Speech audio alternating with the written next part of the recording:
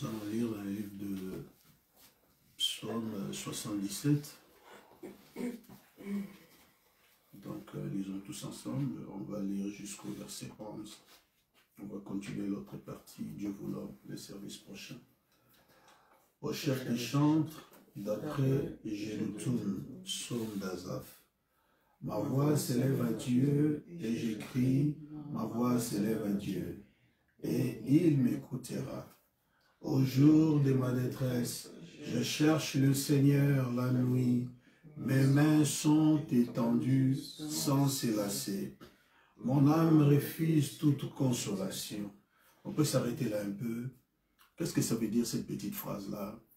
Ça veut dire que quand tu es dans la détresse, ce n'est pas le moment d'aller voir les amis pour bavarder ou chercher à aller peut-être dans une fête pour se défouler. Mais c'est le temps de chercher Dieu dans la prière, prier sans se lasser, jusqu'à ce que Dieu fasse quelque chose. Il adoucisse ton âme et il apaisantisse, n'est-ce pas, tes difficultés, que tu sentes que la paix t'a envahi. Continuons au verset 3. Je me souviens de Dieu et j'ai gémi. Je médite et mon esprit est abattu. Tu tiens mes paupières en éveil. Et dans mon trouble, je ne puis parler. Je pense aux jours anciens, aux années d'autrefois. Je pense à mes cantiques pendant la nuit. Je fais des réflexions au-dedans de mon cœur et mon esprit médite.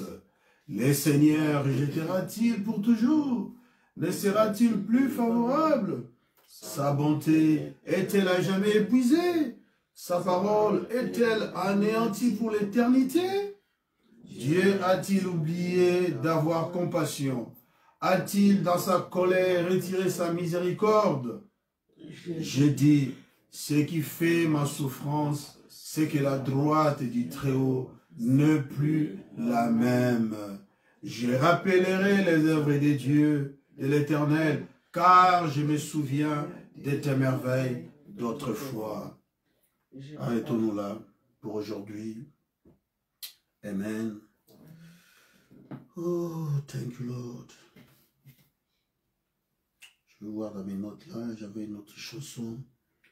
Mais, ok, à la croix, au pied du Maître. Alléluia. Et pendant que nous chantons vraiment dans l'esprit de la méditation. Amen. À la croix, au pied du Maître, à genoux, je fais mon choix. Son disciple, je veux être auprès de lui par la foi. Brebis de sa bergerie, nul mortel de sa main. Oh, sur les monts, dans les prairies, oui, mon bonheur est dit à la croix, au pied du Maître, à genoux, j'ai fait mon choix. Son disciple, je veux être auprès de lui par la foi. Depuis l'eau aux chants splendides, la joie de dans mon cœur. Adieu,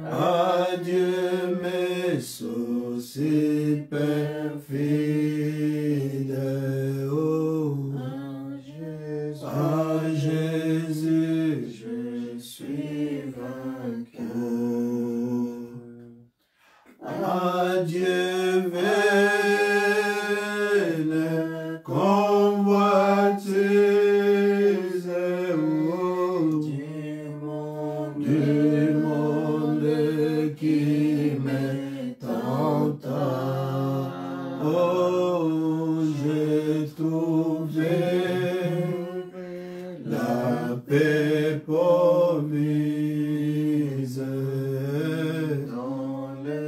dans les sangs de Golgotha, à la croix, au pied du Maître, à genoux, j'ai fait mon choix. Oh, sans disciple, je veux être auprès de lui par la foi.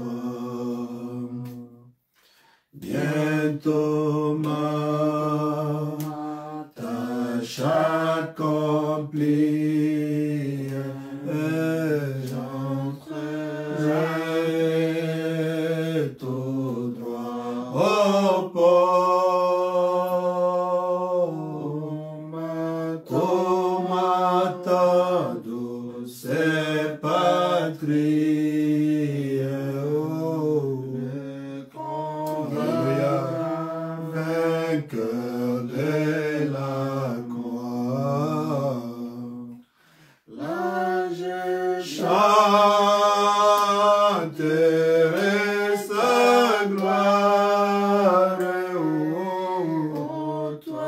oh toi qui m'as tant aimé. Et dans l'œuvre expiatoire,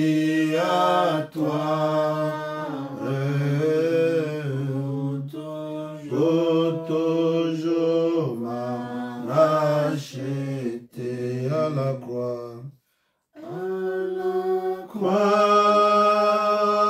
Au pied du Maître, à genoux, je fais mon choix. Son disciple, je veux être auprès de lui par la foi. Comme nous commençons ces services, laisse que tout un chacun puisse prier Dieu.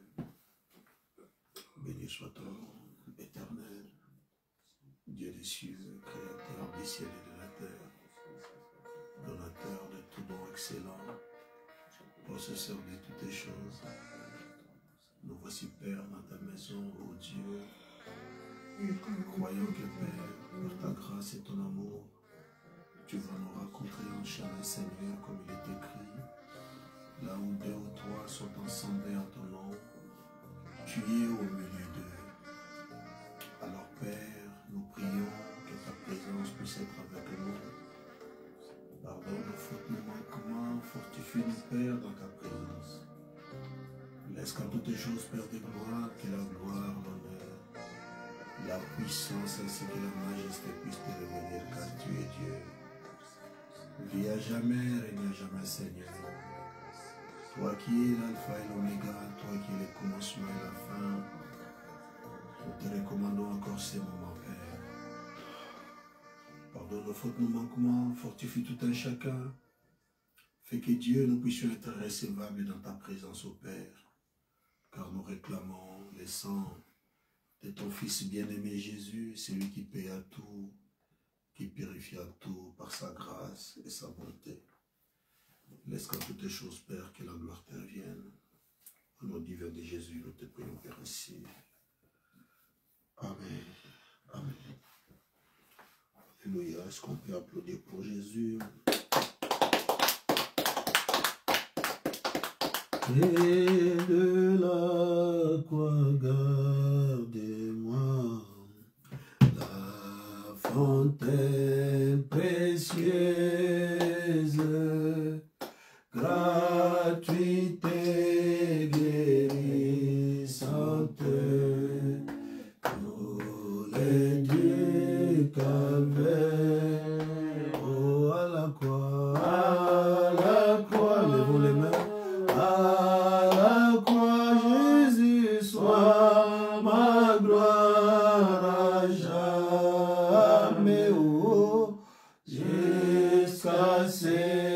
que mon âme trouve pardon et repos. Près de la croix tout tremblant, amour, grâce, m'ont trouvé haut, l'étoile du matin, rayonne autour de moi, à la croix, à la croix. Jésus soit ma gloire à jamais, oh, jusqu'à ce que mon âme trouve pardon et repos près de la croix. Agneau, montre-moi ces scènes, oh, aide-moi à marcher toujours avec tes ombres sûres, oh, à la croix, à la croix, à la croix, Jésus soit ma gloire à jamais, oh, jusqu'à ce que mon âme trouve pardon et repos. Près de la croix j'attendrai, veillant, croyant toujours, jusqu'au jour où j'atteindrai l'autre rive d'eau, oh, à la croix, à la croix, à la croix, Jésus soit ma gloire à jamais, oh, jusqu'à ce que mon âme trouve pardon et repos. Prions, Dieu Tout-Puissant, donateur de tout don excellent, possesseur de toutes choses, Père. Nous sommes réunis ce matin, Seigneur, au nom du Seigneur Jésus-Christ. C'est lui qui avait promis que là où 2 ou 3 sont assemblés en son nom, il sera au milieu. Père, nous sommes venus en ton nom, ô Éternel. Et nous ne voulons pas que l'homme nous parle, Père. Nous voulons que l'homme soit utilisé par toi, Père, que toi-même tu adresses ton peuple. C'est lui pour qui tu étais mort à la croix, Seigneur. C'est lui pour qui tu as abandonné la gloire céleste et tu t'es revêtu le corps d'un homme pour pouvoir, oh Dieu, les racheter, les ramener, Seigneur, vers toi. Parce que là, l'univers, la nature tout entière avait perdu la gloire de Dieu. Parce que nous avions péché, Père. Et ta gloire s'était retirée de nous, Seigneur. Nous ne pouvions plus communier avec toi. Parce que toi, tu ne communies pas avec les péchés. C'est pourquoi, Père, ô Dieu, tu étais venu sur la terre, tu as donné ta propre vie. Seigneur, nous prions que ta présence soit ici avec nous ce matin. Que tu sois dans nos chants, que tu sois dans nos prières. Que tu sois dans l'écoute et la prédication de ta parole. On fait quand tout est pour tout, Père, que ce soit la gloire et l'honneur puisse être rendu à toi, notre Seigneur et Sauveur, le Seigneur Jésus-Christ. Comme tout peuple, Père, nous sommes venus dans les besoins ce matin. Seigneur, un seul mot de toi, Père, résoudra n'importe quel problème que nous avons ici, oh Père. Même pour ceux-là qui sont au loin, même pour ceux-là qui vont écouter, oh Dieu, puisse-t-il te souvenir de Père. Accorde-nous ta grâce, accorde-nous, oh Dieu, ton assistance, bénis les offrandes. Bénis ton peuple à travers le monde qui s'est réuni ce matin pour t'adorer, oh Dieu, dans la vérité, Père, là où ton esprit est parmi, Père. Accorde ta grâce en toutes choses. Ainsi nous avons prié dans le nom tout-puissant de notre Seigneur et Sauveur Jésus-Christ.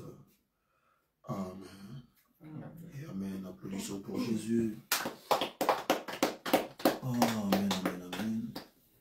Oh. Et tu l'avais dans le sang. As-tu rencontré Jésus qui purifie? Alléluia.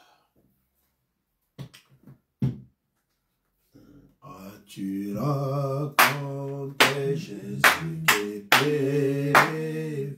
Et tu l'avais dans le sang de l'agneau.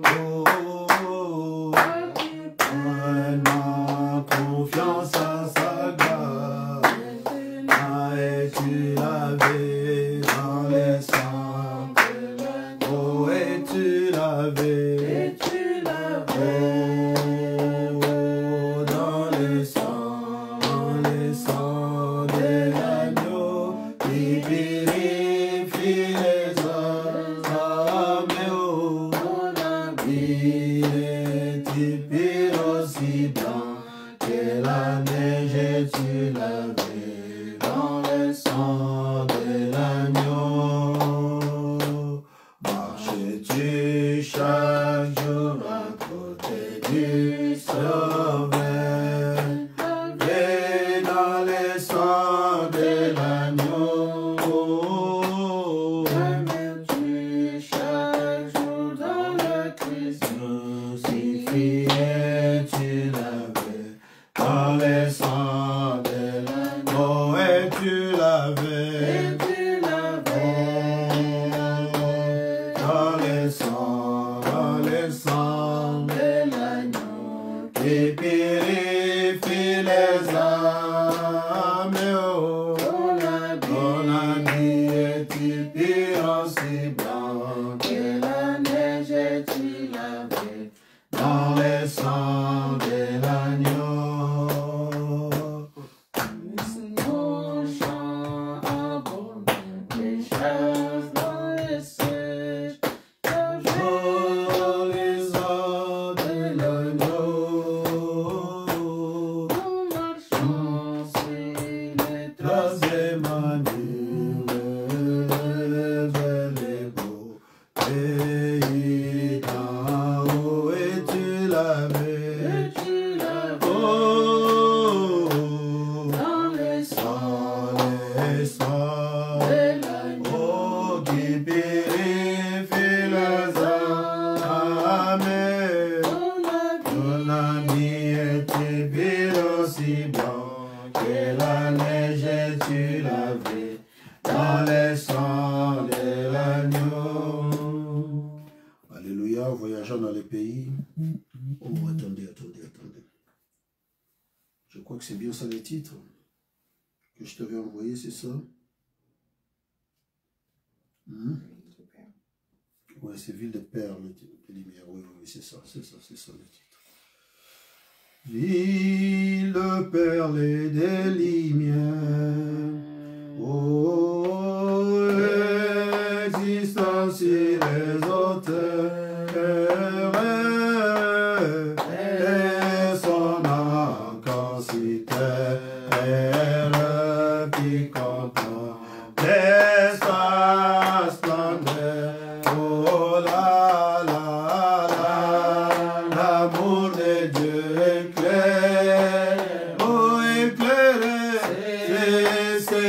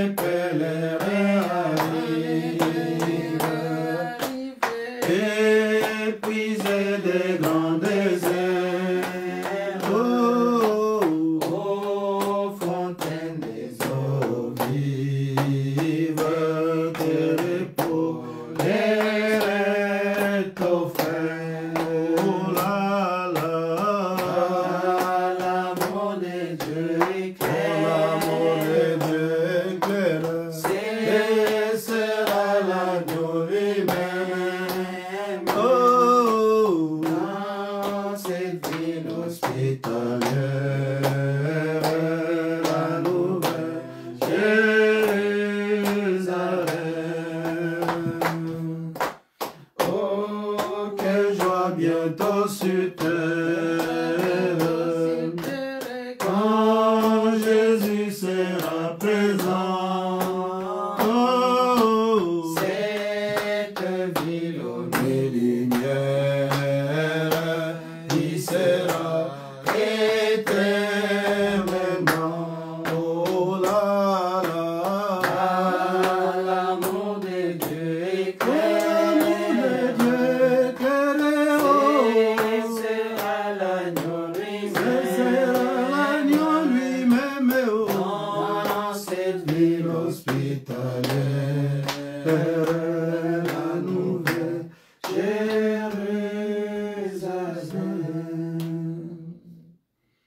Alléluia, inclinons encore nos têtes. Ô toi, agneau de Dieu, toi qui éclaireras la grande ville de Dieu, la cité de Dieu, la Jérusalem d'en haut, Seigneur. Dans cette ville, Père, il n'y aura pas de ténèbres, mon Dieu, mon roi. Dans chaque coin de rues, de maisons, de parcelles, Père, où se tiendra qui que ce soit, Père, toi, l'agneau de Dieu, tu éclaireras cette place-là. Puisse ton nom être béni, loué, glorifié, comme nous t'approchons ce matin. Prends le contrôle de tout, Père. Que ceci soit pour ta gloire, dans le nom divin de Jésus. Nous te prions, Père, ainsi. Amen. Amen. Prenons l'occasion, comme nous sommes debout, de lire la parole de Dieu. On va lire dans le livre de la Genèse, chapitre 2. On va commencer au verset 16 jusqu'à 17. Et puis, vous allez aussi apprêter... bon, je t'avais déjà envoyé, je crois. Non, je ne t'ai pas envoyé. Non, ça va. Je vais communiquer au fur et à mesure. C'est bon. Donc 2, 16, 17, je vais lire les Saintes Écritures. L'Éternel Dieu donna cet ordre à l'homme. Tu pourras manger de tous les arbres du jardin, mais tu ne mangeras pas. Suivez les Saintes Écritures. Mais tu ne mangeras pas de l'arbre de la connaissance du bien et du mal. Car le jour où tu en mangeras, tu mourras. Que Dieu ajoute la bénédiction à sa parole. Vous pouvez vous asseoir. Vous vous souviendrez que le dimanche passé, je vous ai dit ici que nous avions été inspirés à pouvoir parler de la fin mot du discours. Donc, la fin mot du discours, qui se trouve être notre petite inspiration pour ce matin, mais notre sujet du jour, je l'ai noté quelque part, c'est « Il est la vie, la résurrection et la lumière ». Ça c'est Jésus, hein? Il est la lumière, il est la vie, la résurrection et la lumière. En même temps, il est le chemin. En fait, vous voyez là, c'est comme une notion d'une thèse avec son antithèse. Amen. Je m'explique, qu'est-ce que ça veut dire? Ça veut dire qu'il y a une notion qui parle d'une chose, et de l'autre côté, une autre notion qui parle aussi d'une autre chose. Mais ces deux thèses, quand on les met ensemble, ou on les met côte à côte, c'est une thèse et son antithèse. Donc, c'est quelque chose qui est dit et son contraire. Amen. Bon. Donc, notre sujet d'aujourd'hui, ou notre inspiration, plutôt, c'est les fondements, la fin mot du discours ou de l'histoire.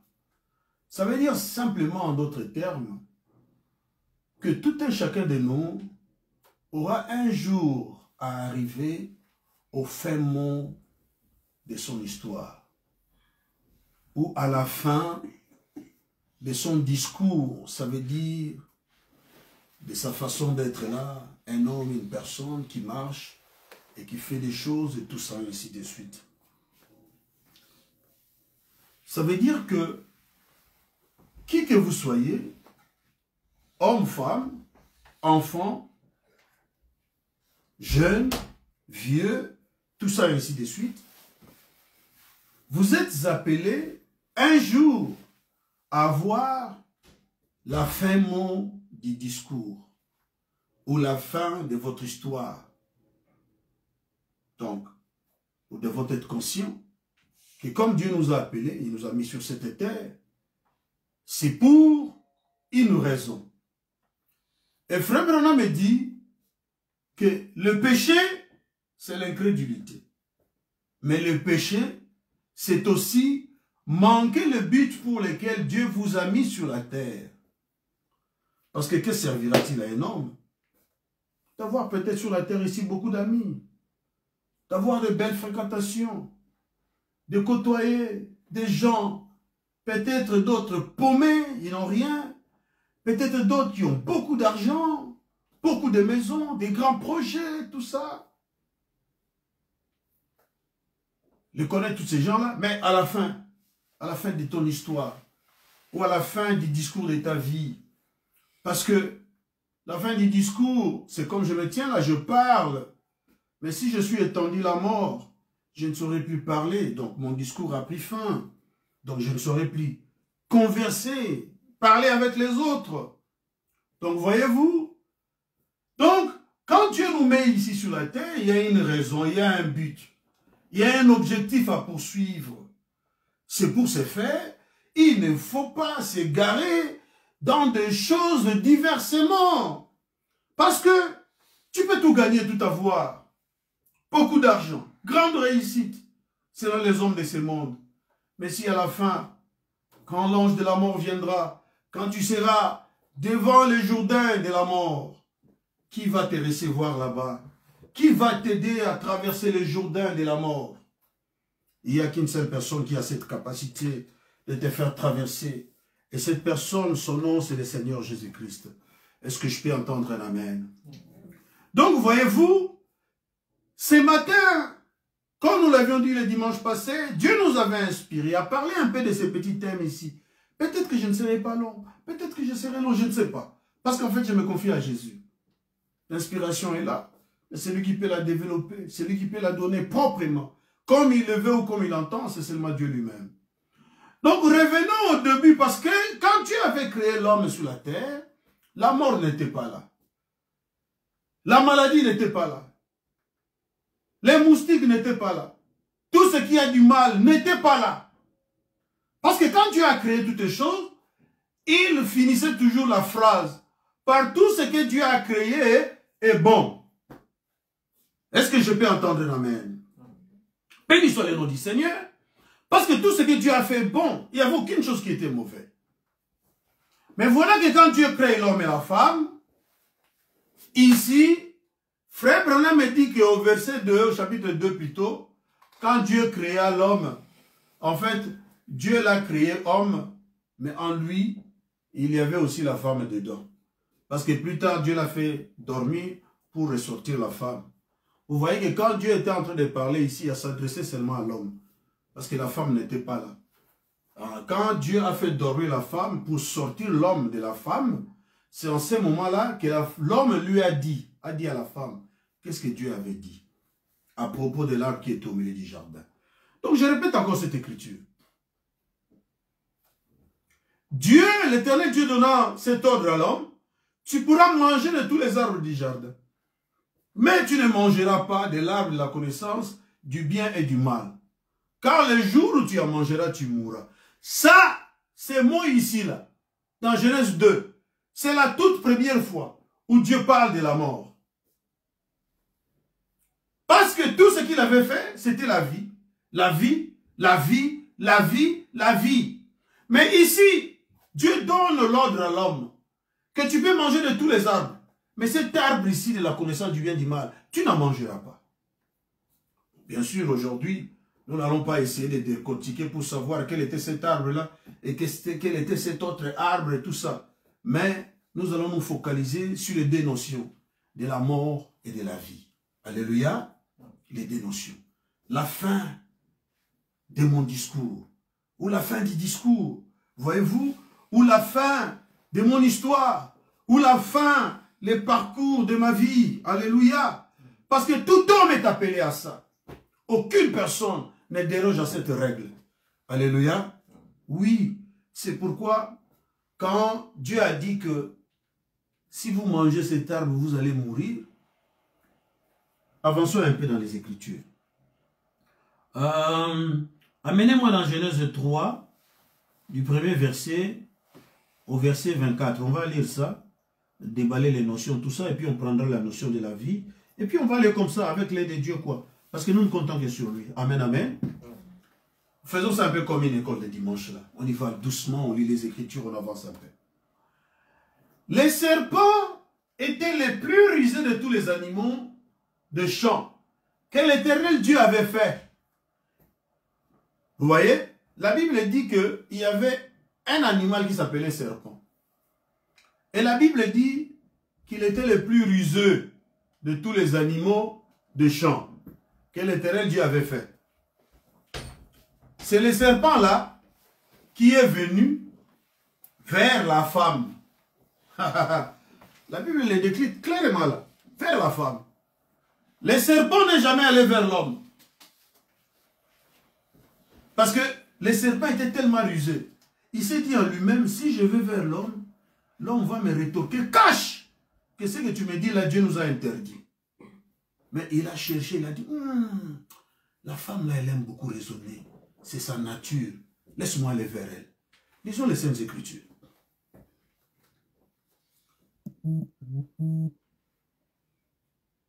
Les serpents étaient le plus rusé de tous les animaux des champs que l'Éternel Dieu avait fait. Il dit à la femme, Dieu a-t-il réellement dit? Tu vois comment la question est posée? Dieu a-t-il réellement dit? Donc, le serpent est en train de pousser la femme de raisonner. Et comme la femme aime raisonner, oui, écoutez maintenant, est-ce que Dieu a réellement dit? Vous ne mangerez pas de tous les arbres du jardin. Il veut que la femme raisonne.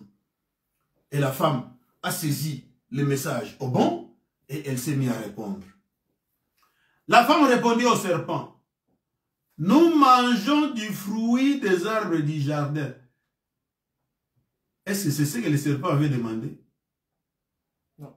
Non. Le serpent a demandé, est-ce que Dieu a réellement dit que vous ne mangerez pas de tous les arbres du jardin? Mais la question l'avait des sous-entendus. Ça poussait la femme à raisonner. Et la femme a commencé à raisonner en répondant. C'est pourquoi elle a répondu, nous mangeons du fruit des arbres du jardin. Donc, au lieu de la maison à un moment, ils ont un fruit à jardin. Oui. Mais la bonne réponse, ça allait être, si c'était l'homme qui devait répondre à ça, il allait seulement dire, oui, il est interdit, un arbre, il est interdit. Tu vois, là, il n'y a pas de raisonnement. C'est une réponse cash. Mais la femme qui aime raisonner,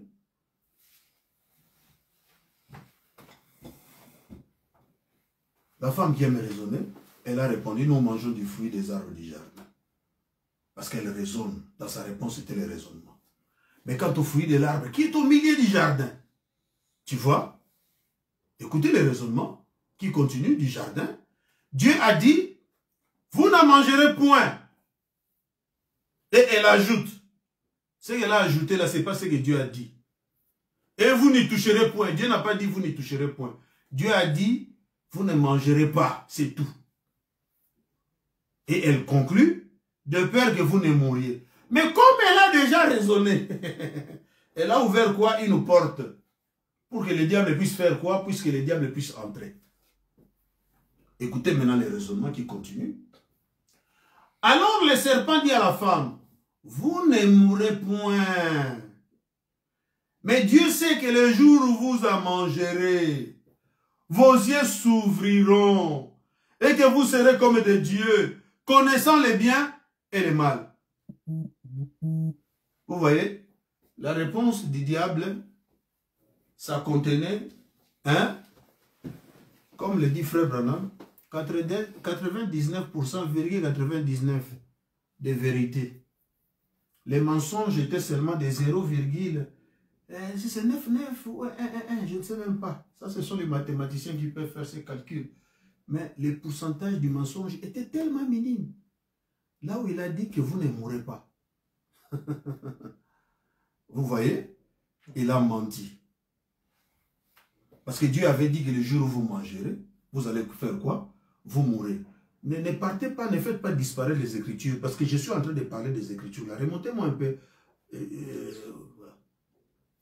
Ah, voilà. C'est au verset 4 là, vous voyez? Alors le serpent dit à la femme, vous ne mourrez point. Tu vois, tout à l'heure là, quand il n'y avait plus l'écriture, je parlais, mais j'ai commencé à douter en moi-même. Est-ce que c'est que j'ai dit, tiens, parce que l'écriture n'était plus là. L'écriture doit être là quand je commande sur ça, pour que ma pensée puisse être vraiment bien ajustée. Voyez-vous? Vous ne mourrez point là, c'est un mensonge. Parce que Dieu avait dit que le jour où vous en mangerez, vous mourrez. Qu'est-ce qui se passe? Quand Dieu dit quelque chose, peu importe la longueur du temps, peu importe le délai, peu importe les circonstances, peu importe quoi que ce soit, ce que Dieu dit finit toujours par arriver tel qu'il a dit là. Est-ce que quelqu'un peut dire Amen? Parce que Dieu n'est pas un menteur. Et Dieu n'est pas comme un homme. Tout ce que Dieu dit est la vérité. Vous voyez? Donc, le diable vient de mentir. Ça, c'était son mensonge. Maintenant, quand il continue au verset 5, mais Dieu sait que les jours où vous en mangerez, vos yeux s'ouvriront et que vous serez comme des dieux, connaissant le bien et le mal. Là, le diable ne disait pas les mensonges, il disait la vérité. Voyez-vous? C'est pourquoi Frère Branham me dit que les mensonges là-bas étaient seulement 99, non, oui, les mensonges c'était seulement les 0, quelque chose là. Tout le reste c'était la vérité. Continuons. Mais pourquoi la femme est arrivée à ça? À cause du raisonnement. C'est pourquoi, quand la parole de Dieu sort, ne raisonne pas avec la parole. Quand la parole dit, femme, vous ne porterez pas de bijoux, vous ne porterez pas ceci, dites Amen. Et la chose s'arrête là. On ne peut pas raisonner avec la parole de Dieu. Parce que la première femme qui a fait ça au jardin d'Éden, c'est ça qui a amené les corbillards, les hôpitaux, les maladies, toutes ces choses-là. Parce qu'au commencement, ça n'y était pas. Tout cela, c'est le fruit du péché. Pourquoi? Parce que quelqu'un a voulu raisonner avec la parole de Dieu. Or, quand Dieu dit quelque chose, c'est final, c'est terminé, c'est la vérité. Voyez-vous? C'est ça la chose. Écoutez maintenant les raisonnements qui continuent. Verset 6. La femme vit que l'arbre était bon à manger et agréable à la vue. Comme j'ai dit, ce n'est pas mon sujet. Je touche ça seulement en passant. Peut-être de façon seulement de la connaissance pour que vous sachiez qu'est-ce qui s'est passé, comment la mort est arrivée. Parce que beaucoup de gens disent, j'ai entendu d'autres personnes raisonner, oh, mais comment Dieu qui est bon, il peut laisser le monde comme ça, les gens mourir de maladies, de faim, toutes ces choses-là. Mon frère, laisse-moi te répondre aujourd'hui. S'il y a la faim aujourd'hui, s'il y a les maladies aujourd'hui, s'il y a la mort aujourd'hui, ce n'est pas la faute de Dieu. C'est la faute de la femme ou de l'homme lui-même. Parce que l'homme aussi, quand il a vu sa femme commettre ces péchés-là, il pouvait dire, je ne suis pas ce que ma femme dit, parce que Dieu avait dit que le jour où nous mangerons, nous allons mourir. Mais l'homme, tellement il avait aimé sa femme, il s'était dit que si je laisse cette femme comme ça, je vais la perdre, parce que Dieu va la tuer. Moi, je vais rester seul. Mais comment je vais faire? Mais si nous allons nous deux du même côté, peut-être Dieu va avoir pitié de nous. Parce que Adam était fils de Dieu. Alléluia. Est-ce que quelqu'un peut dire Amen? Donc, nous continuons avec la parole de Dieu. La lecture. Nous sommes au verset 6. La femme vit que l'arbre était bon, agréable à la vue, et qu'il était précieux. Vous voyez? Oh mon Dieu, j'allais parler de ça après, mais laisse-moi en profiter pour en parler. Hier, je parlais avec un frère. On a vécu ensemble en Afrique du Sud. Ce frère-là est un très bon frère. Il m'aime beaucoup, il m'écoute, tout ça, il suit les prédications de foi, il m'appelle même son grand frère. Ce qui est une bonne chose, pas de souci. Mais quand on arrive à la parole de Dieu, en tout cas, si vous voulez m'entendre, au milieu de ma connaissance, je dirai seulement ce que Dieu a dit. Et cela s'arrête là. Si vous voulez prendre, vous prenez. Vous ne prenez pas, c'est votre problème. Mais regardez ici. La femme a vu que ce fruit-là, il était précieux. Pour ouvrir quoi? L'intelligence. Ce frère-là a commencé les études quelque part. Il étudie la psychologie. Et là-bas, on leur enseigne des techniques de Freud, de tout ça, ainsi de suite. Il m'a même donné les noms de ces messieurs que j'ai même déjà oubliés. Les noms que je connais seulement, c'est Freud. Docteur Freud. C'est le père de la psychanalyse. Mais la psychanalyse, qui a créé l'homme? C'est lui qui a créé l'homme, c'est Dieu lui-même. Amen, amen. Donc quand Dieu envoie un prophète, il lui dote des intelligences, de tout ce qu'il faut pour parler ce qui est essentiel à l'âme.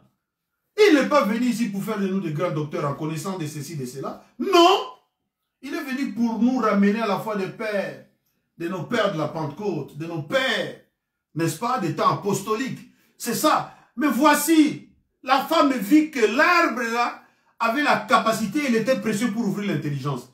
Le frère me dit que non, frère Branham a parlé des choses de Dieu. Par exemple, l'âme et tout ça, et ainsi de suite. Il a parlé de ça de façon un peu en désordre. Oh là là là là là là. Lui, il trouve que l'homme de science a parlé avec beaucoup plus d'ordre. Voilà, voilà, voilà. C'est exactement comme Ève. Elle a vu que ces fruits-là, c'était précieux pour ouvrir l'intelligence. Mais or, il y a une chose. La connaissance de ce monde ici pour Dieu, la connaissance de l'homme pour Dieu, c'est de la folie. Amen. Et pour l'homme, la connaissance de Dieu, ça paraît aussi comme folie. Vous voyez? Ah ben oui. Parce que quand Dieu a créé le monde, regarde, il a laissé la terre comme ça, en train de tourner dans l'espace. Un homme, dans les temps passés, tu peux raisonner comme ça, raisonner. Mais comment cela est possible? Il y a même eu un homme que l'église catholique a fait tuer, son nom c'est Galilée. Parce que Galilée, quand la pomme est tombée sur sa tête, il a commencé à raisonner sur la loi physique, n'est-ce pas? Sur la pesanteur ou des choses comme ça. Et il a sorti une théorie pour dire que la terre tourne, la terre n'est pas fixe. Alléluia. Quand les religieux ont lu dans la Bible que le soleil arrête-toi. Donc, et ils ont compris que c'est le soleil qui tournait. Vous voyez? Et ils ont dit à ces messieurs-là que tu as blasphémé contre la parole de Dieu. Donc voilà, ce n'est pas mon sujet. Allons-y. Donc je voulais seulement dire que ne vous fiez pas à votre propre intelligence. Ce que Dieu dit, c'est ça qui compte. Le reste, ce ne sont que du sable mouvant. Elle prit de son fruit et en mangea. Et elle en donna aussi à son mari, qui était auprès d'elle. Et il en mangea. Continuons. Verset 7. Les yeux de l'un et de l'autre s'ouvrirent. Ils connurent qu'ils étaient nus. Et ayant cousu des feuilles de figuier, ils s'en firent des ceintures. Alors, vous voyez, le serpent vient voir Ève. Il fait son discours. Ève va voir son mari. Elle fait son discours. Le mari prend les fruits. Il mange. Dieu n'a rien dit jusque-là. Parce qu'il avait déjà parlé en amont. Et en aval ici, c'est quand tout se termine que Dieu maintenant, ils vont entendre quelque chose. Au verset 8. Alors ils entendirent la voix de l'Éternel Dieu qui parcourait les jardins vers le soir. Et l'homme et sa femme se cachèrent loin de la face de l'Éternel Dieu, au milieu des arbres du jardin. Donc les hommes là, la femme et sa femme, ils vivaient là, ils étaient nus, mais ils n'avaient pas conscience. Quand seulement ils ont mangé les fruits interdits, ils se sont rendus compte qu'ils étaient nus. Soulève encore, verset 9. Mais l'Éternel Dieu appela l'homme et lui dit, où es-tu? Parce que Dieu ne le voyait plus. Parce que physiquement comme ça, Dieu descendait au jardin d'Éden chaque soir. C'est ce que la Bible nous dit. Mais quand il est descendu au lieu de rendez-vous au soir là, oh, mais tout le monde a plein d'eau. Où es-tu? Et l'homme il répondit, j'ai entendu ta voix dans les jardins et j'ai eu peur. Même la peur, ces sentiments-là n'existaient pas avant. C'est après avoir mangé le fruit que même la peur, Adam a commencé à sentir ça. Après avoir commis les forfaits interdits par Dieu. Il répondit, j'ai entendu ta voix dans les jardins et j'ai eu peur parce que je suis nu et je me suis caché. Écoutez maintenant la question de Dieu. Au verset 11. Et l'Éternel Dieu dit, qui t'a appris que tu es nu? Est-ce que tu as mangé? Dieu n'a pas demandé le fruit. Dieu dit de l'arbre. Donc l'homme n'a pas mangé le fruit, selon Dieu, mais l'homme a mangé de l'arbre. Amen. Ah, je répète les Écritures, donc je lis l'Écriture. Dieu dit, est-ce que tu as mangé de l'arbre dont je t'avais défendu de manger? Alléluia. Alléluia. Laissez-moi introduire quelque chose ici. L'arbre de la connaissance du bien et du mal n'était autre qu'une personne. L'arbre de vie n'était autre qu'une personne. Alléluia. Peut-être plus tard, nous comprendrons de quoi il s'agit. Mais aujourd'hui, nous déposons ça seulement comme ça. Un jour, Dieu nous donnera des réponses. Et l'homme a répondu, la femme que tu as mise auprès de moi m'a donné de l'arbre. Ah, moi je cru qu'il allait dire qu'elle m'a donné du fruit. Vous voyez? Là encore, l'homme reconnaît ce que Dieu a dit. Qu'il ne s'agissait pas de manger le fruit, mais de manger de l'arbre. Donc, il a dit, l'homme a répondu, la femme que tu as mise auprès de moi m'a donné de l'arbre et j'en ai mangé. Et l'Éternel Dieu dit à la femme, pourquoi as-tu fait cela? Écoutez la réponse de la femme. La femme a répondu, le serpent m'a fait manger l'arbre. C'est ça? Non. Ah, vous voyez? La femme a répondu, le serpent m'a fait quoi? M'a séduite. Quand on parle de la séduction, ça veut dire qu'on vous a baratiné et vous êtes tombé dans les baratins pour faire quelque chose que vous n'aviez pas envie de faire, mais vous a amené à faire ça. Et elle répondra, elle continuera de dire, et j'en ai mangé. Voyez-vous, l'Éternel Dieu dit au serpent, Dieu n'a pas demandé au serpent, pourquoi tu as fait ça? Non. Parce que le serpent ne faisait pas partie du plan de la rédemption de Dieu. Le serpent n'était pas enfant de Dieu. Il était un sujet pour Dieu. Il n'avait pas de droit d'héritage. Celui qui avait le droit d'héritage, c'était l'homme. L'homme, son premier héritier, c'est sa femme. Et s'ils ont des enfants, avec les enfants. Voyez-vous, c'est pourquoi Dieu dit directement au serpent, puisque tu as fait ça, tu seras maudit entre tous les bétails et entre tous les animaux des champs. Tu marcheras sur ton ventre et tu mangeras de la poussière tous les jours de ta vie. Attendons un peu là, ma soeur, attendons là. Donc vous voyez que ici, Dieu nous révèle des choses. Il dit, serpent, parce que toi tu as fait ça. Hein? Parce que tu as fait ça, serpent. Tu seras maudit. Donc avant, le serpent n'était pas maudit. Parmi tous les animaux, il n'était pas maudit. Il était normal comme tous les animaux. Et Dieu continue. Il dit, tu marcheras sur ton ventre. Aujourd'hui, au temps de la fin, Dieu nous a envoyé un prophète. Il dit que les serpents se tenaient debout. Il était un homme costaud d'à peu près 3 mètres. Et il était très beau. Parce qu'il avait tout comme un homme. La seule chose qui lui manquait, c'était l'âme. Parce que l'âme, c'est là où Dieu vient habiter dans l'âme. Vous voyez? C'est pourquoi les hommes des sciences ont fait des recherches. Ils ont trouvé un chaînon. Il y a un chaînon manquant entre l'homme et les animaux. Il y a un chaînon. Les chaînons manquants, là, si vous ne le savez pas, laissez-moi vous informer. C'est le serpent qui a été muté. C'est pourquoi ils ne peuvent pas le trouver. Parce que le serpent a changé. Il était d'abord un animal qui marchait comme un homme. Il était velu, bien beau, plus beau que Adam. Parce qu'Adam avait des gros yeux. Vous voyez? Bon, je ne vais pas rentrer là-bas aujourd'hui. Arrêtons-nous seulement sur les bords là. Donc voyez-vous, Dieu lui a dit, tu marcheras sur ton ventre. Avant, les serpents mangeaient autre chose.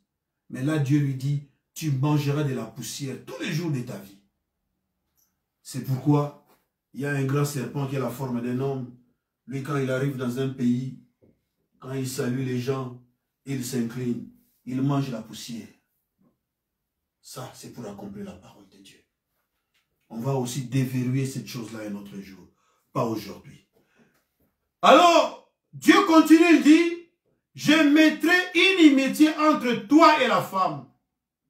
Donc, Dieu dit, à partir de l'élo, cop entre yo, serpent, na moi si, cop et sili. Il n'y a pas quelque chose que la femme a peur plus que le serpent.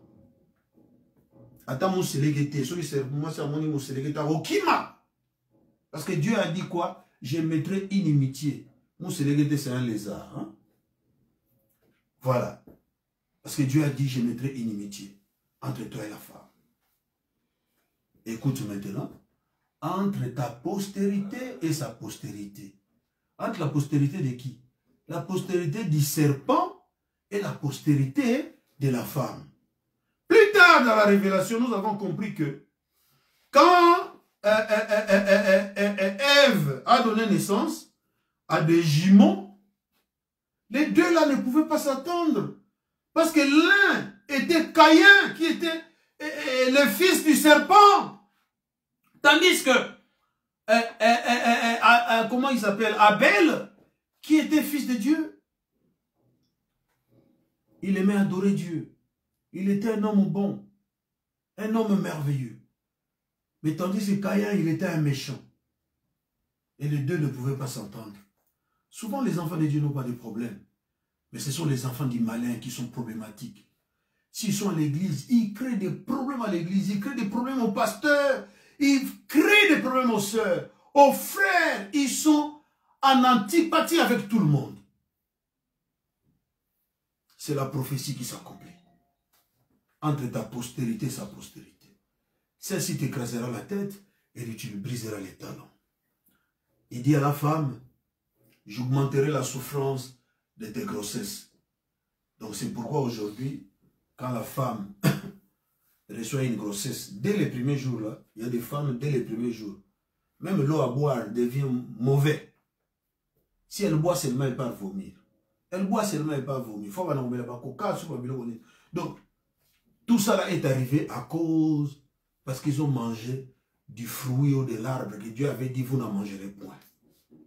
Et Dieu continue de dire à la femme, tu enfanteras avec douleur.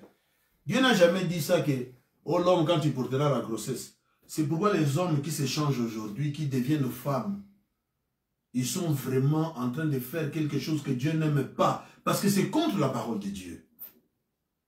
Dieu veut que chaque sémence se reproduise selon son espèce. Tu es un homme, reste homme. Tu es une femme, reste femme. Tu ne peux pas être homme et tu deviens femme. Ça n'existe pas devant Dieu. C'est d'ailleurs à cause de ça que Dieu a tué les pays de Sodome et Gomorrhe. Parce qu'ils étaient versés dans ces mauvaises pratiques-là. Et quand Dieu a vu ça, il est venu. Il a frappé, il les a tués. Voyez-vous? Or, la Bible, qu'est-ce que la Bible dit? La Bible dit que quand le monde retournerait dans la même condition, comme les temps de Sodome et Gomorrhe, qu'est-ce qui va arriver? Dieu enverra encore un prophète qui viendra, ça sera le Fils de l'homme. Et qu'est-ce qu'il fera? Il manifestera les signes du Fils de l'homme. Alléluia. Avant la destruction de la terre. Et nous sommes à l'orée de la destruction de la terre. Parce que tous les signaux donnés par Dieu sont en train d'être éclairés là. Une femme va devenir présidente aux États-Unis ou vice-présidente. Elle est déjà là. Elle est déjà là. Une bombe va tomber en Amérique, ça va tomber au Vatican. Poutine là-bas, le roi du Nord, est en train de crier, je vais utiliser la bombe atomique. D'autres pensent que c'est une blague. Mais c'est seulement ils savaient que c'est dans la prophétie. C'est dans la prophétie.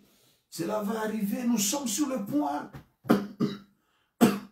Donc ça c'est vraiment un temps où l'homme ne doit pas prendre les choses à la légère, vraiment par la grâce de Dieu. C'est ressaisir. Peu importe ce qui se passe, vraiment c'est ressaisir. Dire au Dieu, aide-moi à marcher sur les traces de ta parole et dans ta volonté parfaite. Et la Bible dit, tu enfanteras avec douleur. Aujourd'hui, même les scientifiques, ils sont en train de faire des recherches. Non, si la femme enfante dans l'eau, elle n'aura pas de douleur. Moi, je ne sais pas. Je ne sais pas. Mais il n'y a qu'une femme qui a donné déjà naissance qui peut vous expliquer qu'est-ce que ça veut dire enfanter avec douleur. Parce qu'un homme ne peut pas. Il ne connaît pas cette douleur-là. C'est vraiment compliqué. C'est compliqué. Je ne peux pas expliquer. Et tes désirs se porteront vers ton mari. Mais il dominera sur toi. Donc ça, c'est la parole de Dieu. En réalité, la femme devait être, même si elle travaille, à la fin du mois, elle prend son argent. Chérie, voilà l'argent que j'ai gagné, c'est ça. Et l'homme regarde, ok, tu as gagné ça. Bon, maintenant, quels sont tes besoins? Elle dit que j'ai besoin de ça, j'ai besoin de ça. On prend son besoin, mais à côté, le reste, bon, on va faire un programme d'ensemble pour la famille. Parce que c'est la parole de Dieu. Ses désirs se porteront vers ton mari. Mais l'homme va dominer sur toi. C'est à cause du péché. La femme et l'homme étaient égaux avant la chute. Mais après la chute, Dieu a changé les lois. À cause de la chute. Verset 17. Il dit à l'homme, puisque tu as écouté la voix de ta femme et que tu as mangé de l'arbre au sujet duquel je t'avais donné cet ordre, tu n'en mangeras point. Tu vois la chose là que la femme avait dit, oh non, tu ne mangeras point, tu ne toucheras point. Le toucheras point là, Dieu n'a jamais dit ça. Il avait seulement dit, tu n'en mangeras point. Voyez-vous, le sol sera maudit à cause de toi. Donc si aujourd'hui, quand tu sors, tu vois qu'il y a des cactus, tu vois qu'il y a des banzoubés, hein, des épines, des ronces, la terre qui ne produit pas, c'est à cause du péché de l'homme. Même les déserts, ça n'existait pas quand Dieu avait créé l'homme. Parce que Dieu avait mis l'homme et la femme dans un jardin d'Éden. Ils se nourrissaient de tous les fruits de la terre. Sauf un seul arbre qui ne devait jamais aller en manger. C'était l'arbre de la connaissance du bien et du mal. Mais l'homme, comme toujours, ce qui est interdit, on dirait ça rend attractif. C'est pourquoi cette chair ici, tu ne dois jamais te confier au désir de la chair. Parce que la chair t'amènera toujours vers le mal. La chair ne t'amènera jamais vers Dieu. Au contraire, quand toi tu viens vers Dieu, la chair se fatigue, elle veut dormir. Tu veux prier seulement un peu ici, tu sens que tu es fatigué. Tu lis seulement un verset de la Bible, tu sens la fatigue. Mais si tu insistes, tu vas au-delà de cette fatigue. Alors tu sentiras la gloire du Seigneur qui va descendre sur toi. Alléluia. On continue. Bon. Dieu dit, puisque tu as écouté la voix de ta femme, et que tu as mangé de l'arbre au sujet duquel je t'avais donné cet ordre, tu n'en mangeras point. Le sol sera maudit à cause de toi. C'est à force de peine que tu en tireras ta nourriture tous les jours de ta vie. Est-ce que Dieu a dit la moitié de ta vie? Tous les jours de ta vie. C'est pourquoi vous voyez, on ne se fatigue pas d'aller dehors là-bas pour aller travailler. Parce que c'est ce que Dieu a dit à la sueur de ton front. Tu peux faire autrement, il faut aller travailler. Pas rester à la maison, tu deviens là, comment on appelle, fainéant. Non.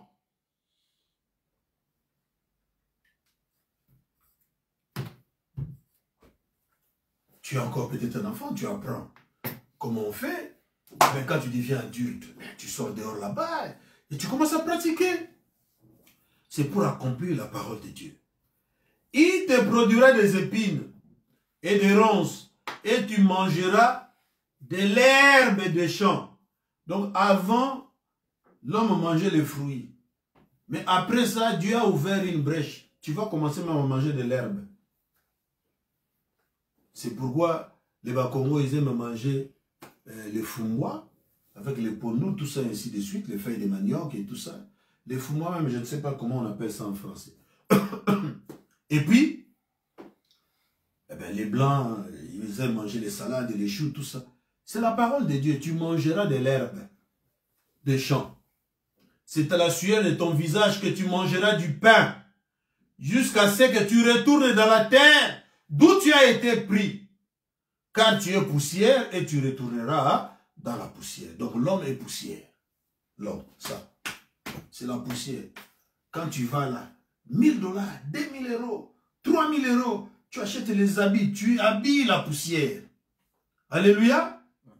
Ah, tu vas là, tu achètes des bonnes chaussures et tout ça. Tu les portes sur de la poussière.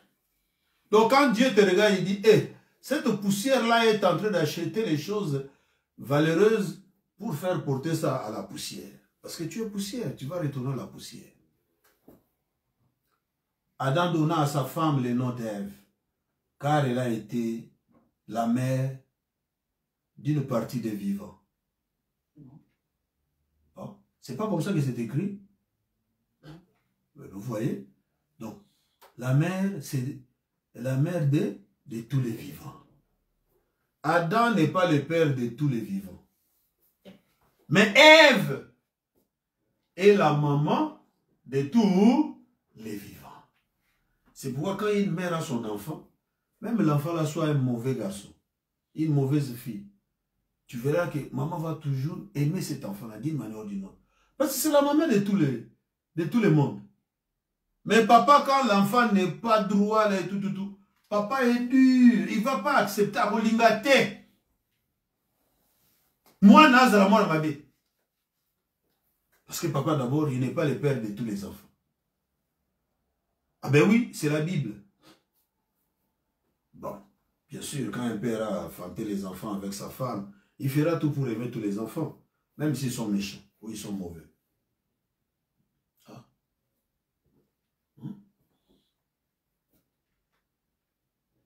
Ah.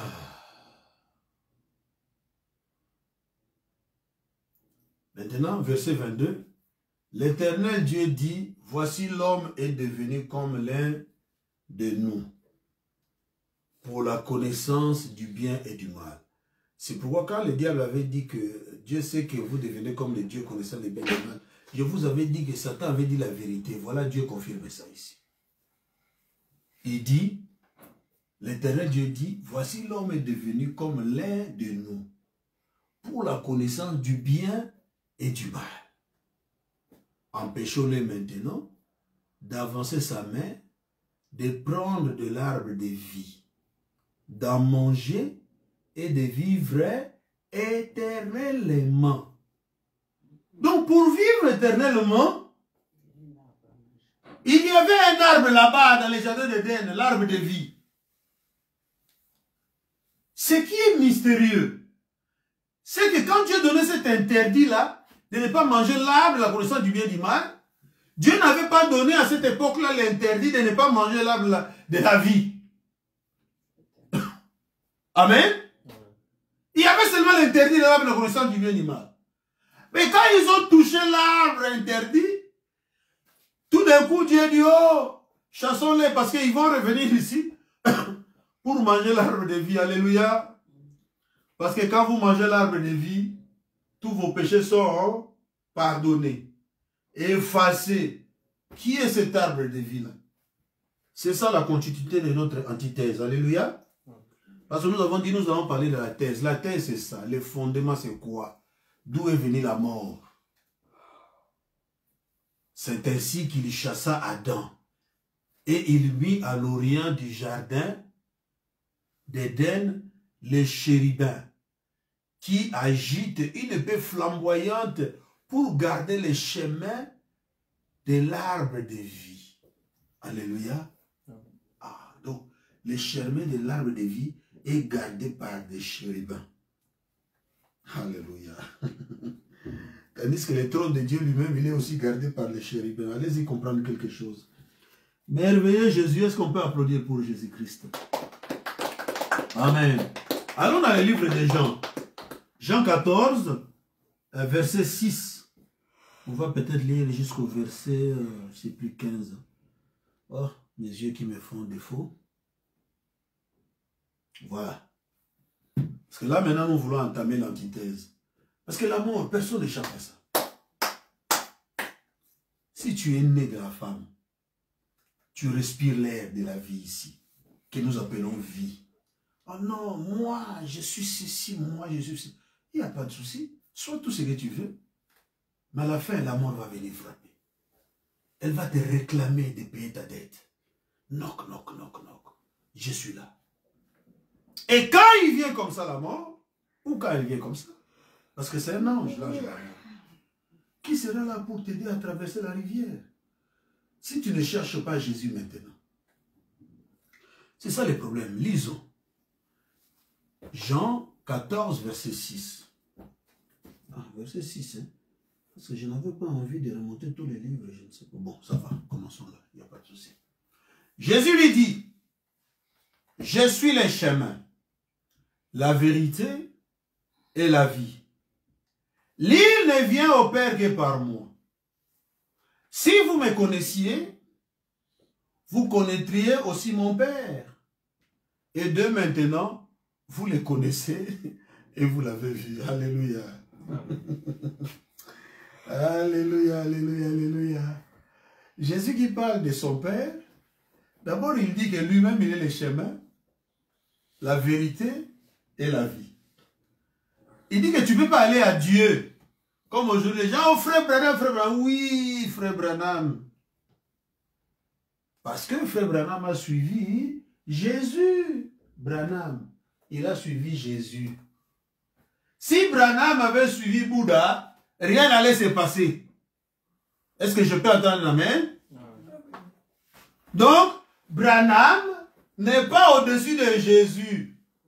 Jésus est ici, Branham est ici. Alléluia. Parce que Jésus, c'est le chef de Branham. C'est lui qui a envoyé Branham. Ce n'est pas la prédication d'aujourd'hui. Donc, nous continuons. Et Jésus qui continue, qui dit, si vous me connaissiez, vous connaîtrez aussi mon Père. Donc, connaître le Père qui est Dieu, il faut d'abord connaître Jésus. Amen. Ah. Si vous connaissez Jésus, vous connaissez le Père. Vous voyez ce mystère-là?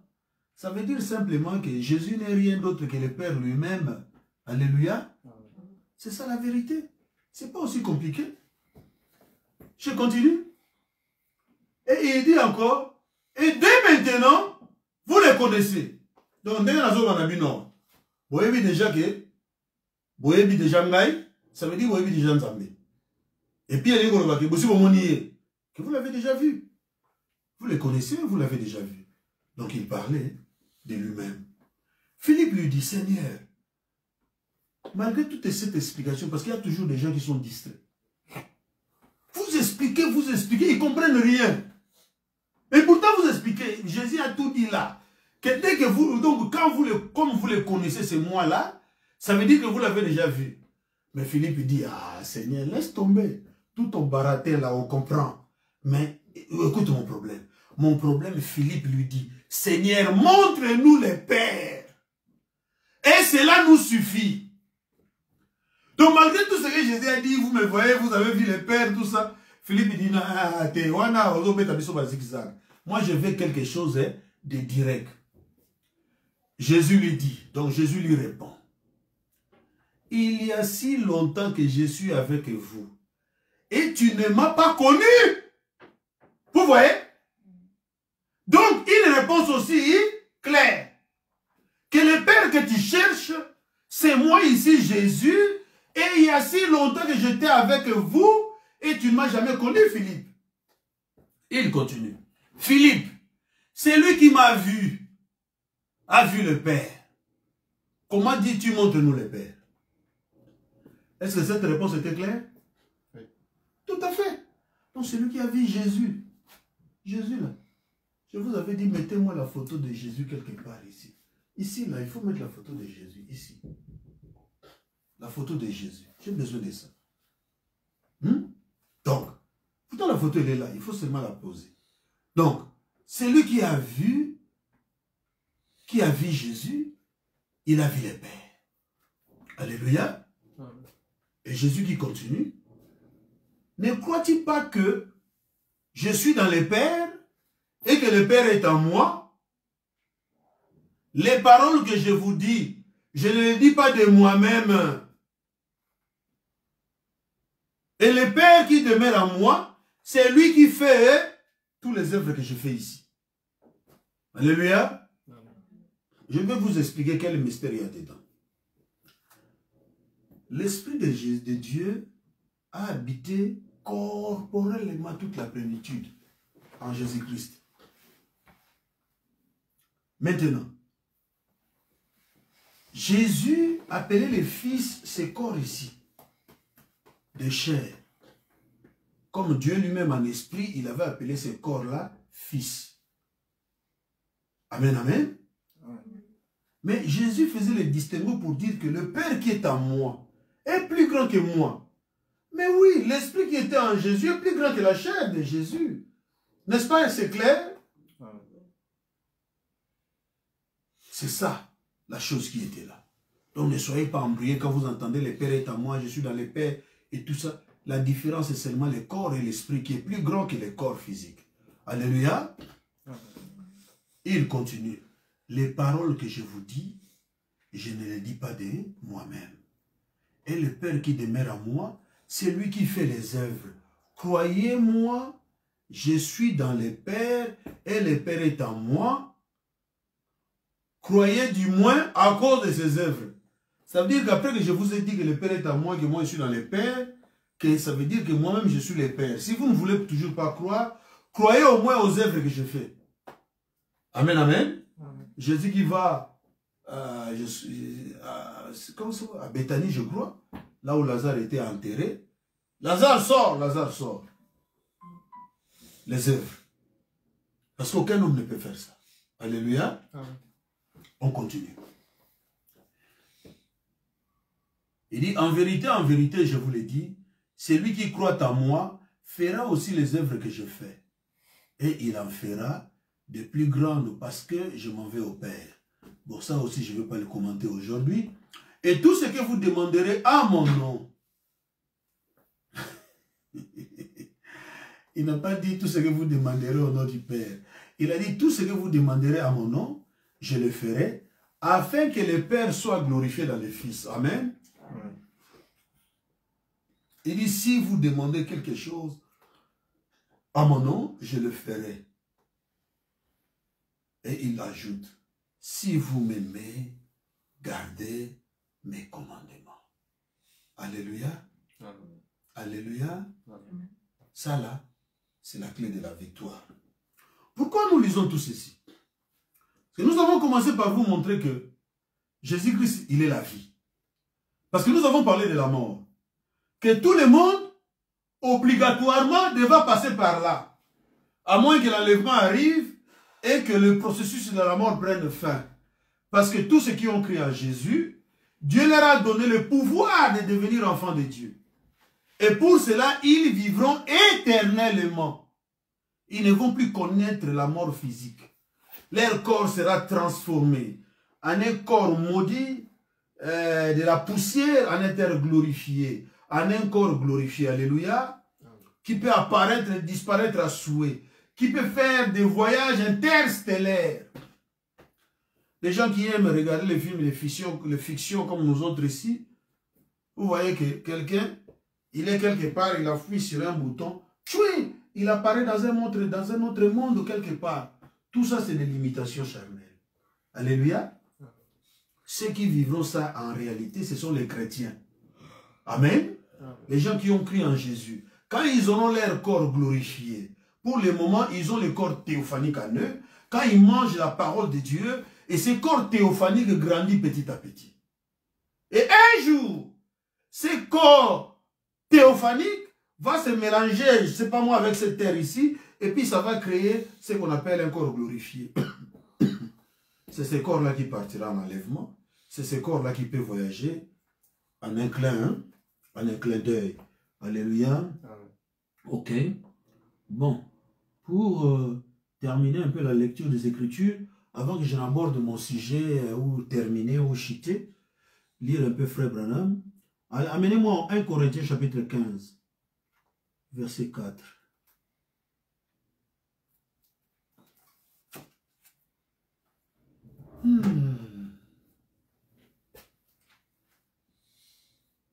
Corinthiens 15, verset 4, oui. Qu'il a été enseveli, qu'il est ressuscité le 3e jour, selon les Écritures. Qu'il est apparu à ses faces, puis aux 12. Ensuite, il est apparu à plus de 500 frères à la fois, dont la plupart sont encore vivants, et dont quelques-uns sont morts. Vous savez, Je n'ai jamais lu cette écriture et comprendre ça comme ça ici. Là. 500 frères. Je pensais toujours que le nombre qui était, chez qui Jésus avait apparu était moins de 500. Je pensais qu'ils étaient 120. Quand je lis ça, je ne sais plus, c'était ce matin, j'ai dit, oh là là, Dieu, il est Dieu. Pourquoi nous lisons ça? Parce que Jésus, mais commençons pas par Jésus, commençons par Adam. Adam, avec son temps, quand il a eu 930 ans, la mort s'est présentée, l'a récupéré. Il est parti. Il ne pouvait pas vaincre la mort. Amen. Ouais. Les autres prophètes sont venus. Noé, il a servi Dieu. Il est passé dans l'arche. Il ne pouvait pas vaincre la mort. La mort est venue, paf, il est parti. Je ne peux pas citer tous les prophètes, mais jusqu'à Jésus. Quand Jésus est venu, il faisait toutes ces démonstrations. Il disait, moi et le Père, nous sommes un. Le diable les regardait et il disait, toi, attends seulement. Je vais t'envoyer comme tous les autres prophètes. Amen. Amen.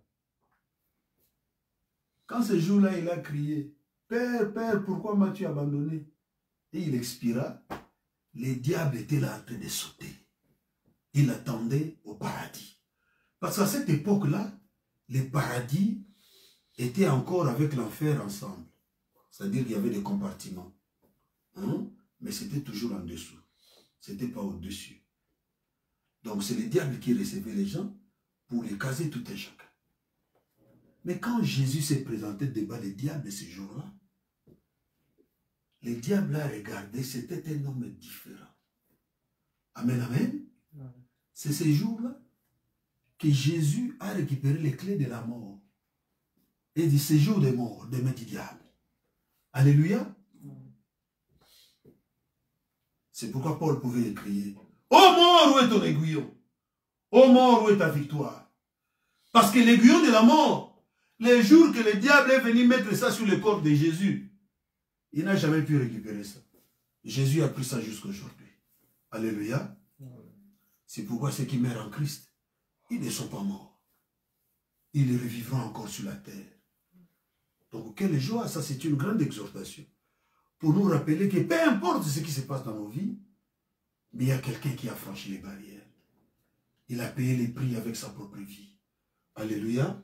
Et le nom de cette personne, c'est le Seigneur Jésus-Christ. Béni soit son nom. Alléluia. Bon. On va lire une écriture là. Je t'avais envoyé ça. La divinité de Jésus-Christ au paragraphe 133. Là donc, comme je l'ai dit tout à l'heure, je commence déjà à chuter petit à petit.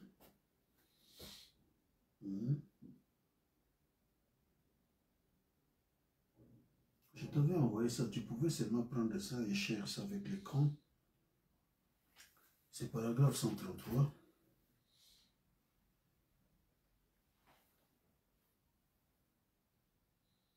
Oh là là.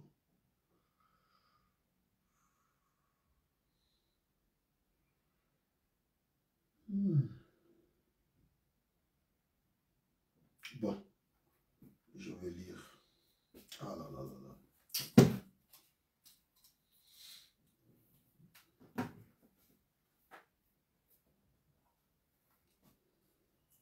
Frère Branham dit, une fois, j'ai entendu l'une des histoires les plus tristes que j'ai jamais entendues. Il y avait une jeune femme très belle. Elle vivait dans un bon foyer. On lui avait parlé de Christ. Son père a dit, j'ai honte d'elle, révérend. Son genre de société, elle va rencontrer cette catégorie de gens parce qu'elle est maintenant, souvenez-vous, selon la société, vous vous associez à une chose qu'on appelle folie. Elle avait reçu ce qu'il y a de mieux en matière d'instruction.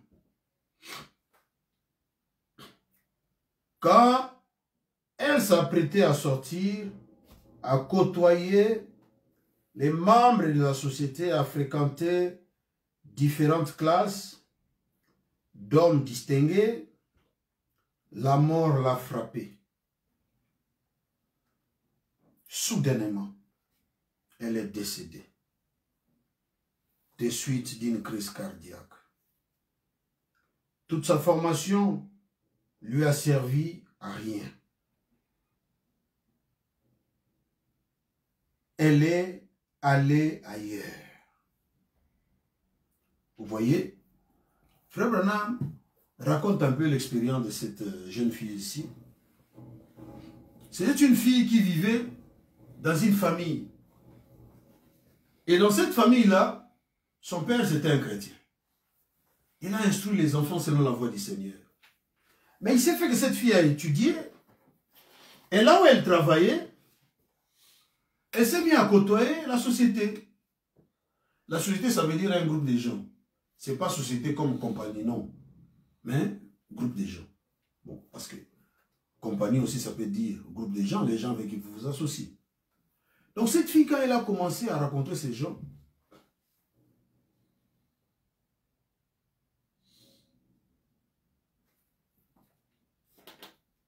ouais, remets-moi d'abord à 133, non? Parce que là, tu es à 134. Ça m'a tout d'un coup. Non, non, non, non, non, pas aux hommes complètement. Ouais. Oui. Donc, selon que elle fréquentait, donc elle a commencé à fréquenter, je dirais simplement, pour le dire clair, les gens qui sont des non-croyants. Parce que le problème, c'est quoi? Il y a une loi qui veut que qui s'assemble se ressemble. C'est-à-dire, si vous fréquentez les gens qui ne croient pas en Dieu, ils commencent à faire leurs blagues là et tout d'un coup, ils vous touchent même des fois et tout. Des pratiques qui ne sont pas connues de la parole du Seigneur. Avant que vous ne sachiez, vous êtes déjà en train de fricoter avec le monde. Et tout ça là, c'est mauvais. Parce que on ne sait pas quand le départ sera fait. On ne sait pas. Le départ peut arriver à n'importe quel moment. Montons encore un peu. Le départ peut arriver à n'importe quel moment. Maintenant,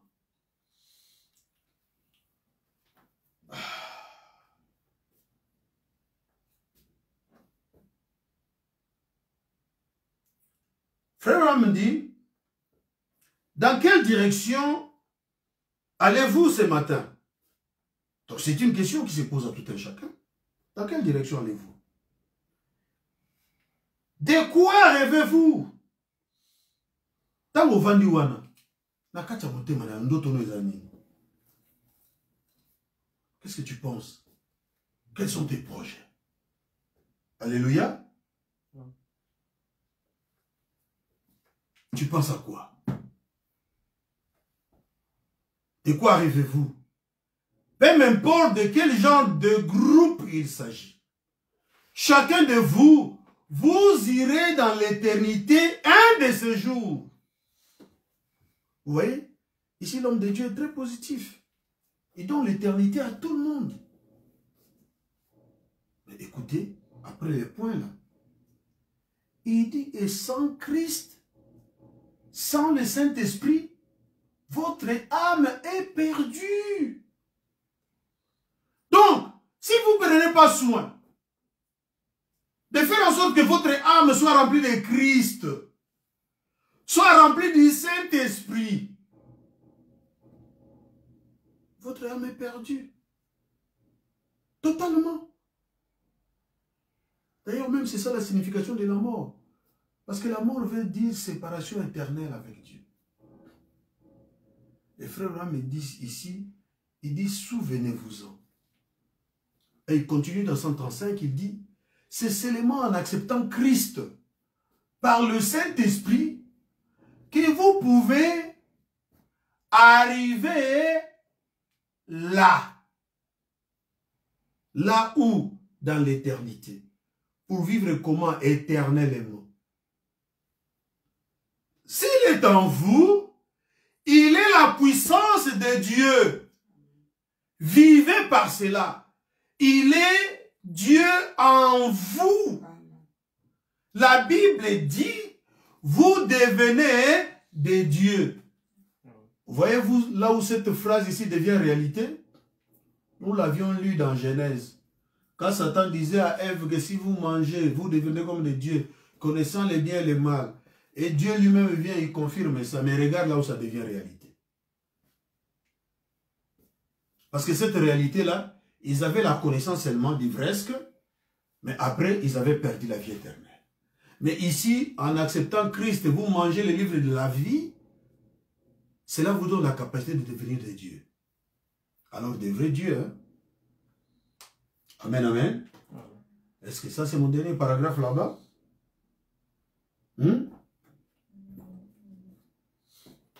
Comment?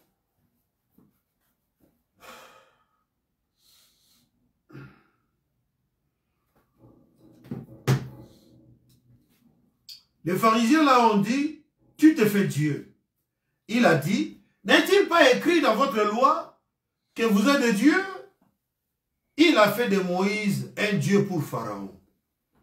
Et il a fait de vous un Dieu pour les gens. C'est vrai? Et vous, ce matin, vous êtes des épîtres écrites de Dieu. Donc quand vous êtes à votre travail, les gens s'approchent de vous et vous disent, mais vous, vous êtes différents. Amen. Parce que vous êtes l'épître vivant, l'une de tous les hommes. Je vous ai déjà raconté ce témoignage plusieurs fois. J'étais dans la rue en train de marcher. Un frère m'approche, il dit, frère, où est-ce que vous priez? Je ne criais jamais dans la rue, alléluia, Jésus est grand, tout ça. Non, je marchais simplement. Mais lui, quand il me voyait, il voyait Dieu. Il voyait la joie du salut. Et cela l'a amené vers Christ. Donc vous êtes des épîtres écrites de Dieu. Votre vie est de Dieu. Et elle porte même ce Saint-Esprit. Alléluia. Regardez ici, mes amis. Ne laissez pas ceci vous échapper. Ne laissez pas ça passer comme un petit quelque chose de mythique. Frère Abraham donne un conseil. Ne laissez pas ce que nous sommes en train de dire ici vous passer par-dessus la tête parce que c'est la vie éternelle. Alléluia. Ah oui. Ceux qui croient. Hein? Ceux qui croient en Jésus, Dieu leur donne le pouvoir de devenir enfants de Dieu et de vivre la vie éternellement. Père, là maintenant Frère Branham me prie. Père, nous venons ce matin en tant que tes humbles enfants. Je suis conscient que nous vivons à la dernière heure, à l'heure de la fin. Quelque chose peut arriver d'un moment à l'autre. Des hommes, des femmes, des garçons ou des jeunes, des filles, ici, sont sans Dieu.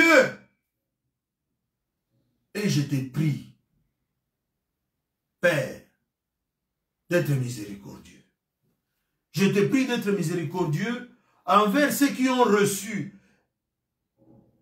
et qui ne se rendent pas compte que tu es proche dans leur cœur. Qu'ils prennent conscience que les petites choses du monde, ces soucis, sont en train de mourir. Ces choses-là sont inutiles. Je prie au Dieu que tous ceux qui sont ici ce matin soient vraiment consacrés à toi pendant les jours à venir. Peu importe combien de temps nous allons encore attendre avant ta venue, nous croyons que c'est tout proche maintenant. Et quelque temps après, les gens vont essayer d'être sauvés. Mais ils ne les pourront pas. Je pense à ces jeunes gens, ce soir-là, qui étaient là à l'hôtel, essayant d'être sauvés. Mais ils avaient franchi la ligne. Il n'y avait aucune rédemption pour eux. Ils étaient perdus. Ils ne pouvaient pas être sauvés.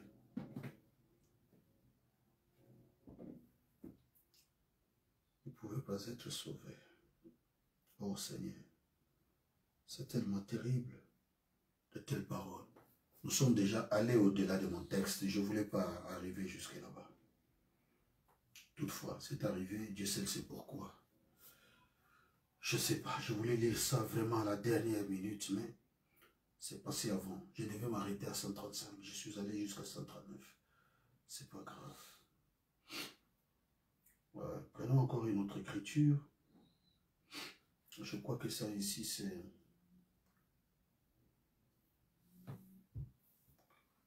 toujours la divinité de Jésus-Christ. Au paragraphe 143.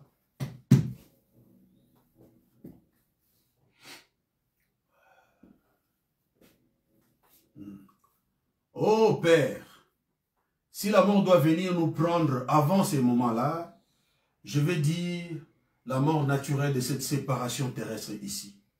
Puissions-nous entrer dans ces chambres avec une foi vaillante. Nous enveloppons de la robe de Christ le Saint-Esprit. Un jour, nous devrons en arriver là. Père, et je me rends compte que je dois aussi passer par là. Voilà.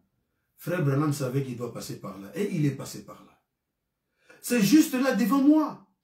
Quelque part, cette heure où j'entrerai dans la chambre de la mort, quand j'entendrai ma sentence, je ne veux pas partir comme un lâche.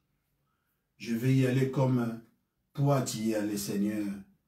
Je n'essaye pas de m'envelopper de ma robe, de ma propre robe, mais bien de m'envelopper de la robe de Christ, le Saint-Esprit.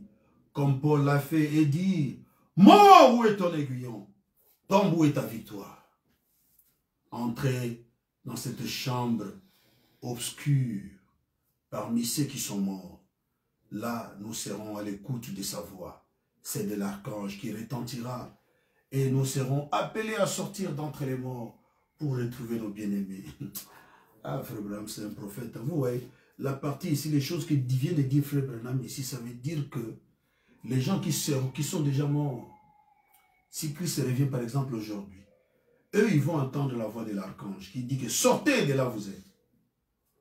Donc Frère Branham s'est placé déjà du côté de ceux-là qui vont entendre la voix. C'est comme s'il savait que lui, il va partir avant la venue du Seigneur. Alléluia. Je crois que vous êtes déjà fatigué. Je crois que je ne serai plus long. Je vais devoir peut-être seulement lire la dernière citation. Oh Seigneur. Allons dans la démonologie. C'était les 6 ou 8. Démonologie domaine physique.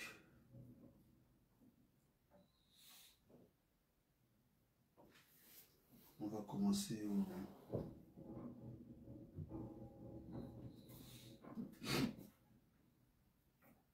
chapitre 19.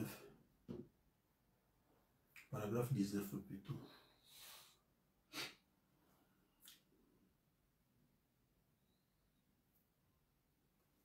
Or, toute maladie, nous devons d'abord constater que... Alors, mettons-nous debout pour changer parce qu'on est aussi en train de clôturer.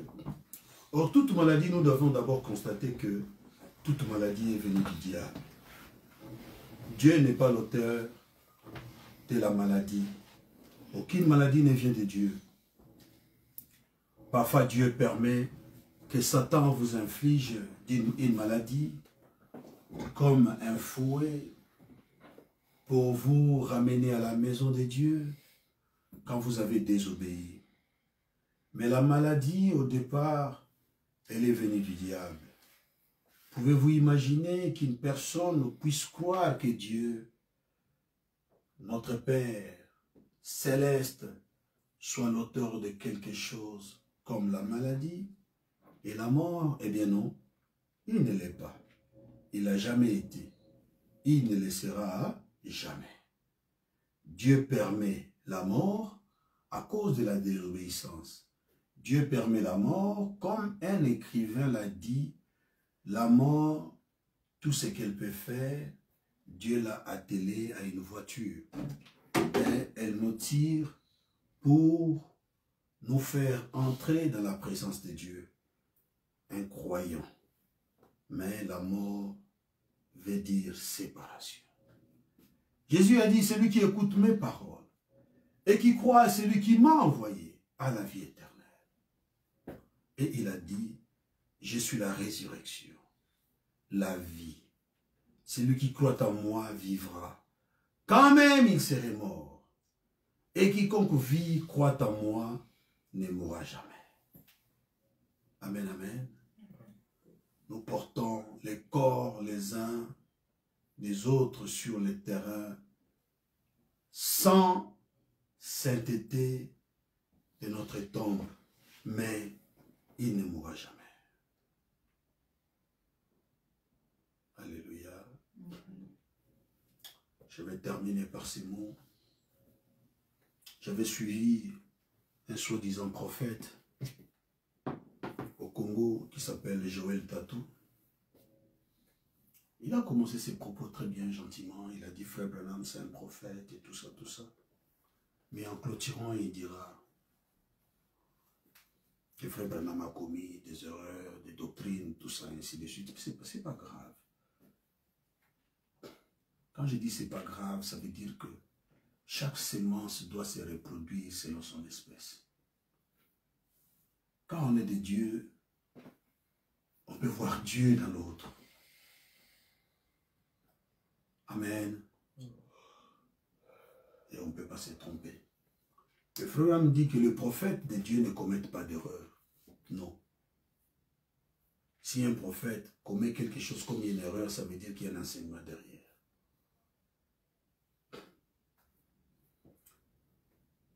Que Dieu bénisse tout un chacun de vous.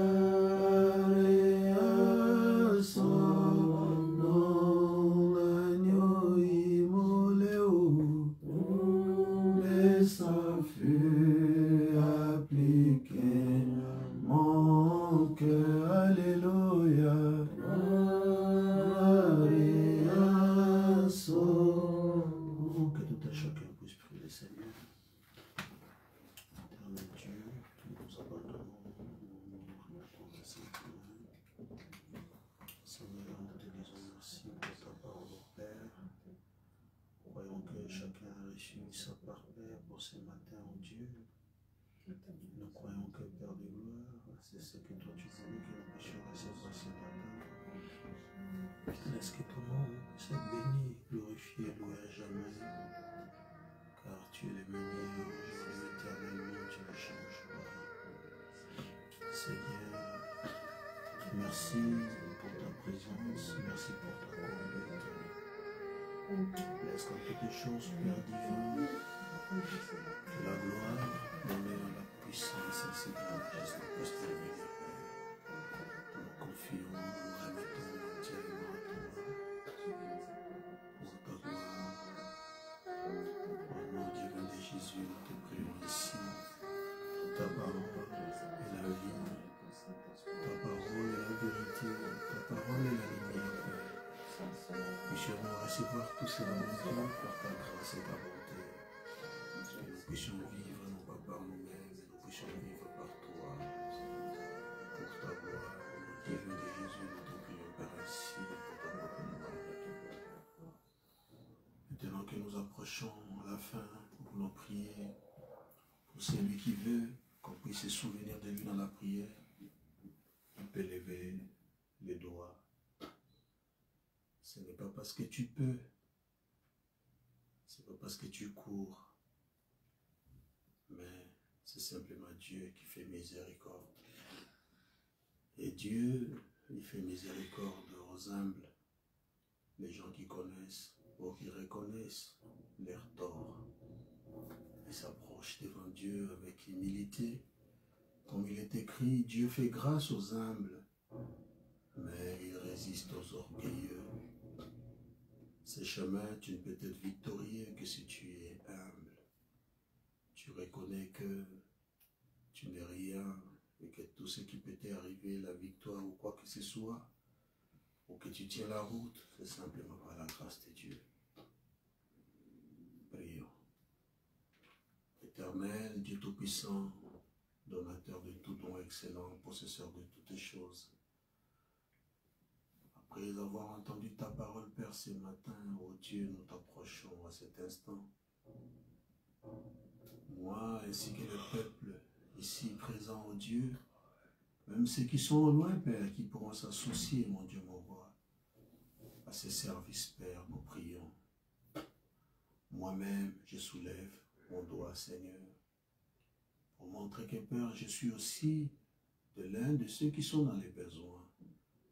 Que j'ai besoin de ton assistance, j'ai besoin de ton appui, Père, pour ma marche de chaque jour. Seigneur, en soulevant notre bras, nous témoignons que nous ne pouvons rien faire.